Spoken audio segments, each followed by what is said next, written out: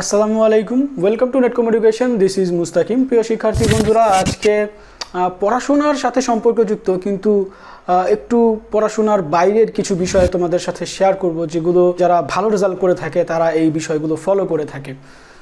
তোমরা হয়তো খেয়াল করে দেখবে যে অনেকে তোমার হচ্ছে অত পড়াশোনা করে না কিন্তু ভালো রেজাল্ট করে। এর কারণ হচ্ছে তারা পড়াশোনার যে টিপস অ্যান্ড ট্রিক্সগুলো আছে সেগুলো ফলো করে এবং এর পাশাপাশি কিছুটা পড়াশোনা করে। ঠিক আছে, সো আমি বলতে চাচ্ছি যে তোমরা যদি হচ্ছে এমসিকিউতে একটু ভালো মার্কস পেতে চাও, তাহলে তোমাদের মেন বই পড়ার পাশাপাশি কিছু টিপস অ্যান্ড ট্রিক্স জানতে হবে। কারণ এমন কিছু এমসিকিউ তোমার এক্সামে থাকবেই যেগুলো তুমি আগে কখনো পড়োনি বা কখনো সেটা তোমার হচ্ছে চোখে পড়েইনি।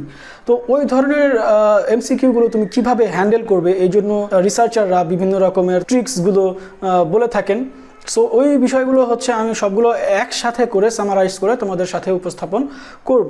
সো প্রথমে বলে নিচ্ছি, এই যে টেকনিকগুলো আমি শিখাবো এগুলো অ্যাবসলিউটলি এথিক্যাল, কোনো অনৈতিক কোনো বিষয় না। টেকনিকগুলো অবশ্যই পড়াশোনা করার পরে যখন এক্সামে মাত্র 5 মিনিট সময় বাকি থাকবে, শেষ সময় যখন তুমি দেখবে যে তোমার সবগুলো অ্যান্সার করা হয়ে গেছে কিন্তু কিছু এমসিকিউ বাকি রয়ে গেছে যেগুলো তুমি কখনোই পড়োনি, সেই এমসিকিউগুলো হচ্ছে তোমরা এই টেকনিকের মাধ্যমে অ্যাপ্লাই করার ট্রাই করবে এবং তোমার হচ্ছে বেস্ট পসিবল অ্যান্সারটা তোমরা এই টেকনিকের মাধ্যমেই খুঁজে পেতে সক্ষম হবে।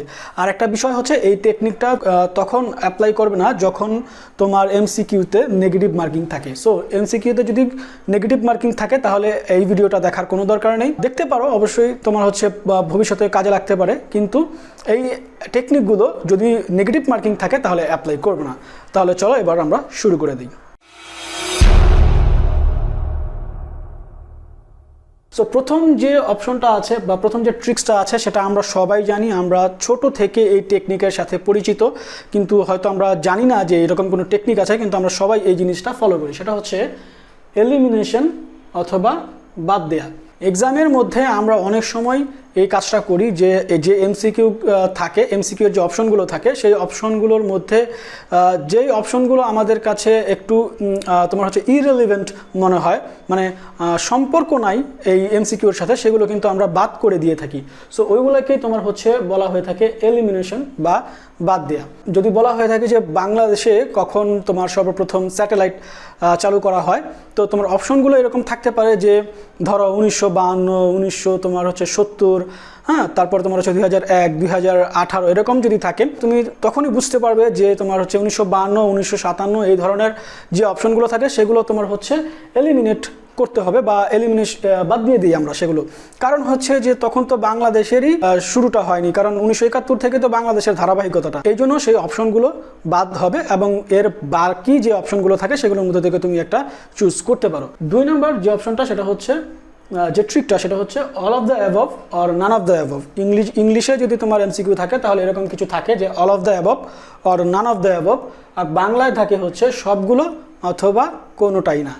এই ধরনের যে যদি তোমার কোনো অপশন থাকে তোমার এমসিকিউতে, তাহলে তুমি ধরে নিতে পারো যে 90% চান্স আছে তোমার এই অপশনটাই হওয়ার, যে সবগুলোই অথবা কোনোটাই না। ঠিক আছে, সো তুমি এই অপশনটা চুজ করতে পারো যদি তোমার হচ্ছে অ্যান্সারটা না জানা থাকে। 3 নাম্বার হচ্ছে আউট অফ দ্য সিলেবাস।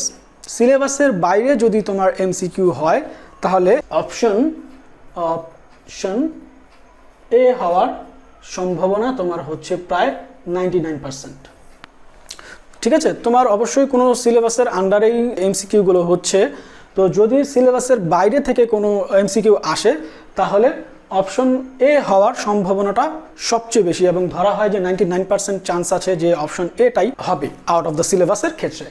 4 নম্বর যে ট্রিকটা সেটা হচ্ছে ডিটেল ইনফরমেশন। তোমার এমসিকিউর মধ্যে যদি বিস্তারিত ইনফরমেশন দেওয়া থাকে কোনো অপশনের মধ্যে, সেই অপশনটাই তোমার হওয়ার সম্ভাবনা সবচেয়ে বেশি।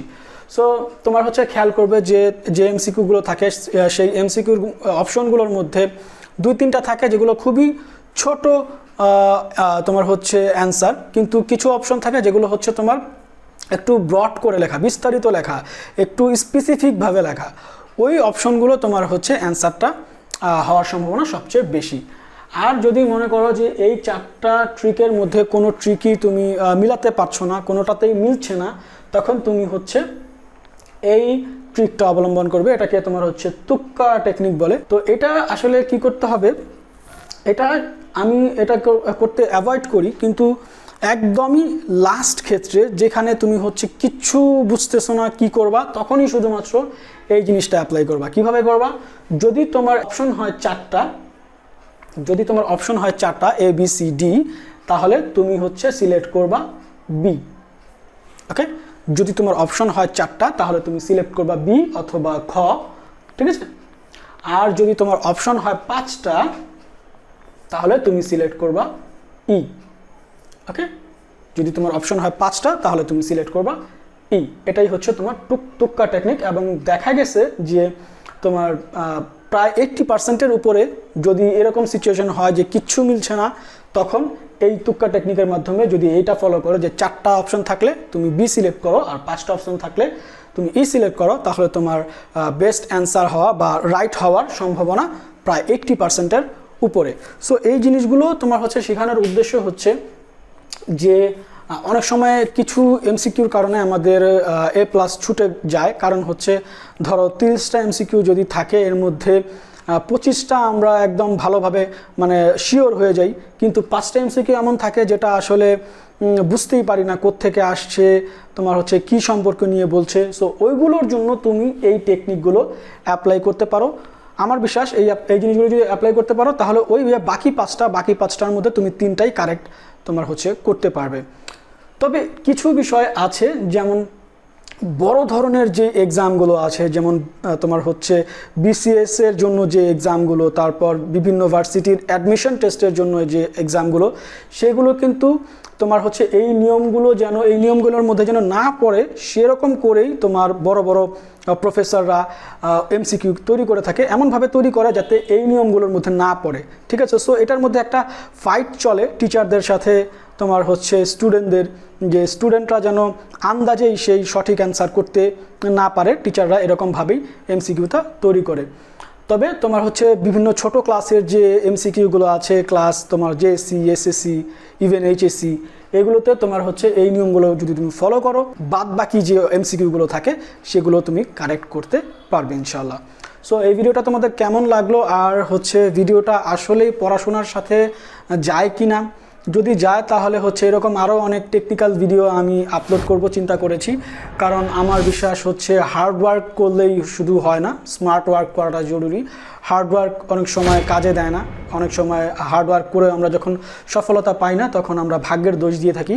কিন্তু আমাদের বুঝতে হবে যে হার্ড ওয়ার্কের পাশাপাশি যদি আমরা স্মার্ট ওয়ার্কটাও করি তাহলে ভাগ্য আমাদের সহায় হবে। এতক্ষণ সাথে থাকার জন্য সবাইকে ধন্যবাদ জানিয়ে এখানে শেষ করছি আজকে। সবাই ভালো থাকবেন, সবাই সুস্থ থাকবে।